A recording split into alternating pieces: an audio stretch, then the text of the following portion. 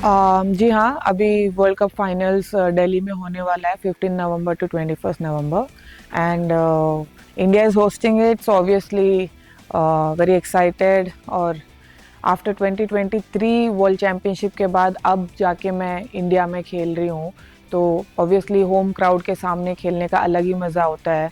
तो वो एक्साइटमेंट है, ऑल्सो लोगों की उम्मीदें हैं और एक्सपेक्टेशंस है, तो ऑब्वियसली उनके सामने मुझे अच्छा परफॉर्मेंस दे के लास्ट टाइम जैसे गोल्ड मेडल जीत के अपना देश का नाम रोशन करना है। देखिए, प्रेशर तो सबको होता है, उनसे ज़्यादा तो प्रेशर हमें रहता है कि एक तो वेट तोड़ना है, फिर अलग से टाइम पे सोना है, टाइम पे खाना है।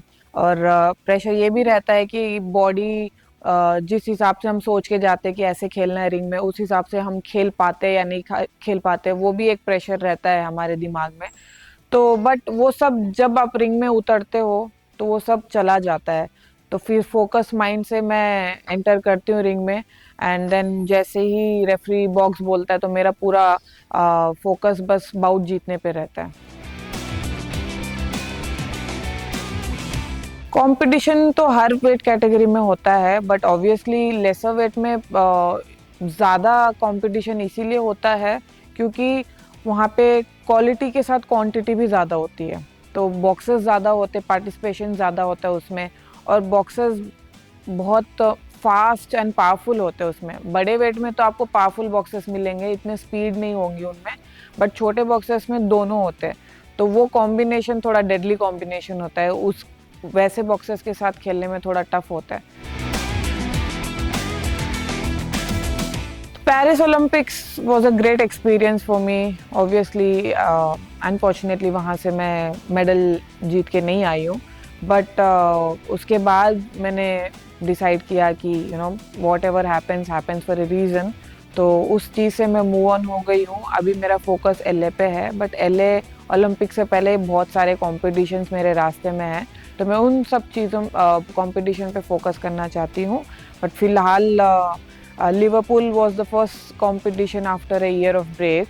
तो क्वार्टर फाइनल में वहाँ पे मैं 2 टाइम्स ओलंपिक मेडलिस्ट के साथ हारी हूँ, but it was a great lesson an experience. तो अभी फ़िलहाल मैं फोकस वर्ल्ड कप फाइनल्स में कर रही हूँ जो ग्रेटर नोएडा में होने वाला है, एंड होपफुली वहाँ पे गोल्ड मेडल जीत के मैं ये साल का पहला मेडल इंटरनेशनल सर्किट से शुरू करूँ। आई नो एल ओलंपिक्स के लिए अभी काफ़ी टाइम है, 2 साल है, बट मैनिफेस्ट करना अभी से शुरू कर दिया because I believe in manifestation. Because मैंने जितने भी कंपटीशन में अच्छा किया है वहाँ पे मैंने हमेशा से अपना माइंडसेट ऐसे ही रखा है कि मुझे वहाँ पे जाके चैम्पियन बनना है, और वो पूरा हुआ है। तो नो डाउट मैनिफेस्टेशन बहुत बार काम आता है। मैनिफेस्टेशन के साथ में मैं मेहनत भी करती हूँ, फिर ऊपर वाले से मैं प्रे भी करती हूँ कि जो मेरा सपना है वो पूरा हो एक दिन। देखिए, सोशल मीडिया आपको पॉजिटिव वे में भी आप उसको ले सकते हो, नेगेटिव वे में भी ले सकते हो, डिपेंड आप पे करता है कि आप कैसे उसको मैनेज कर रहे हो। मैं मेरे पीछे मेरी टीम भी है जो मैनेज करती है मेरे सोशल मीडिया अकाउंट्स। अभी फ़िलहाल तो मेरा ट्विटर अकाउंट, फेसबुक पेज, ये सब बहुत ही ठंडा हो रखा है। I am just more active on Instagram because वो थोड़ा मेरे को इंटरेस्टिंग लगता है ऐप। जब भी मैं पोस्ट करती हूँ I don't read my comments, जो भी अगर पढ़ लेती हूँ जब ठीक है, पोस्ट के ऊपर भी डिपेंड करता है, बट ड्यूरिंग कंपटीशन से पहले मैं पोस्ट ही बहुत कम करती हूँ, और करती भी हूँ तो मोस्टली कंपटीशन के प्रिपरेशन के ऊपर ही करती हूँ मैं। जैसे कि हम फिटनेस को इतना इम्पोर्टेंस देते हैं कि लाइफ में हमेशा फिट रहना चाहिए और अच्छा खाना खाना चाहिए, तो उस चीज़ के लिए हर एवरी डे हमें कुछ टाइम निकाल के फिजिकल एक्टिविटी करनी चाहिए, क्योंकि हम फिट तो इंडिया फिट। जैसे कि हमारे प्राइम मिनिस्टर नरेंद्र मोदी जी ने भी कहा है कि एडिबल्स ऑयल जितना हमें कम यूज़ करना चाहिए उतना हमारी सेहत के लिए अच्छा है, क्योंकि ओबेसिटी हमारे इंडिया में फैलते जा रही है।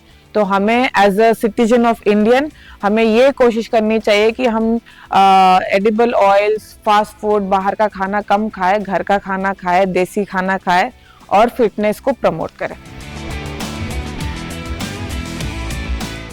Obviously it's a great step कि मिनिस्ट्री और साई विमेन एथलीट्स को, विमेन रिप्रेजेंटेटर्स को इम्पोर्टेंस दे रहे हैं, बिकॉज पहले इतना नहीं होता था।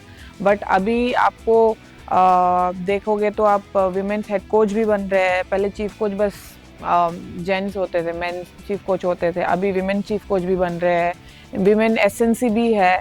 Like women are excelling in many like others fields also, तो I think it's a great step, and future में आने वाले और विमेन्स को हौसला मिलेगा कि उनको पहले जो लगता था कि हमारा इस फील्ड में कोई फ्यूचर नहीं है, तो वो एक रास्ता खुल रहा है उनके थ्रू।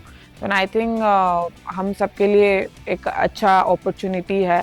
और विमेन को वैसे भी अभी हर एक एसोसिएशन देख लो, जैसे कि आईओसी ने भी अभी जेंडर इक्वालिटी के ऊपर फोकस ज़्यादा कर रही है, तो ओलंपिक वेट्स भी लड़कों के साथ कर दिया है, लड़कियों के साथ कर दिया है। तो आई थिंक हर कोई जेंडर इक्वालिटी के ऊपर फोकस कर रहा है। तो same goes for Sai and ministry, जो विमेन रिप्रेजेंटेटर्स को भी उतना ही अपॉर्चुनिटी दे रही है। तो I think it's a great step.